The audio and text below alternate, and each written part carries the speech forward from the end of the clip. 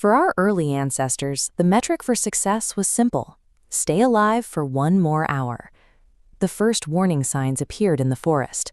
A stampede of deer sprinted past the camp, followed by wolves running right alongside their natural prey as they fled the same unseen terror. Suddenly, the ground jumps. You look up to see the mountain's peak instantly obliterated by a colossal black explosion shooting skyward. Tiny gray flakes drift from the sky, looking deceptively like warm snow. But the confusion turns to desperation as the foul-tasting ash coats everything, ruining their food and smothering their campfires. The disaster escalates. Massive, flaming boulders begin crashing into the forest, blowing ancient trees to splinters and forcing an immediate panicked evacuation. Against a geological catastrophe, physical strength and stone weaponry offer no protection.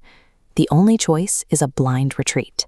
A giant black ash cloud pursues the fleeing humans, moving with enough speed to swallow the entire landscape behind them.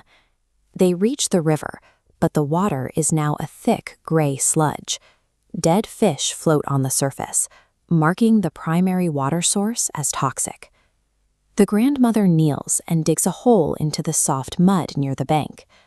Within moments, the surrounding soil filters the water, allowing the hole to fill with a clean, drinkable supply.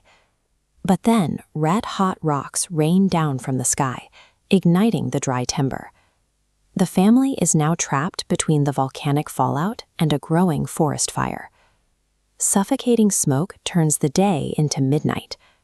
Deprived of their senses and choking on the air, the family is separated in the darkness.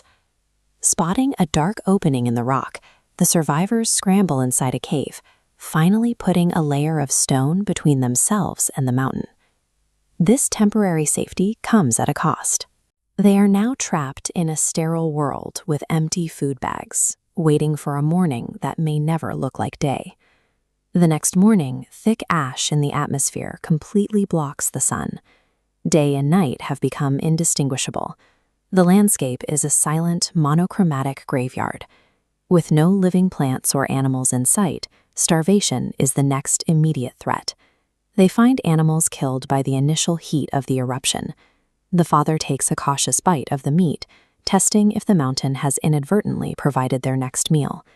Even with food, the air is a weapon.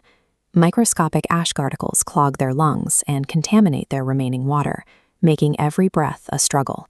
The grandmother tears pieces of animal skin and wets them with the filtered water. By tying these over their faces, the family creates a basic barrier to keep the ash out of their lungs. Before they leave, the mother carefully wraps a single glowing ember inside dry bark. Preserving this one spark is their highest priority, as starting a new fire in this damp, gray world would be nearly impossible. By utilizing the disaster's own byproducts, the cooked wildlife, the filtering mud, and the wet skins, this family found a way to navigate a dead environment. Every step through the deep ash is a physical struggle. With limited oxygen and heavy legs, the family pushes forward through the gray dunes. Through the thick fog, a massive shadow appears. A woolly mammoth emerges, its heavy steps vibrating through the ash-covered ground. Instead of hunting the giant, they follow it. They rely on the mammoth's instincts to lead them toward the edges of the fallout and into a living ecosystem. Over hours of walking, the air clears and the river runs blue again. Finally, they spot a single green plant pushing through the gray crust. The sky finally breaks open. The sun hits their faces for the first time since eruption, marking the end of the immediate apocalypse. They have no home, they have no tools, and no hunting grounds left. But because this family solved every problem the mountain threw at them, they are still walking,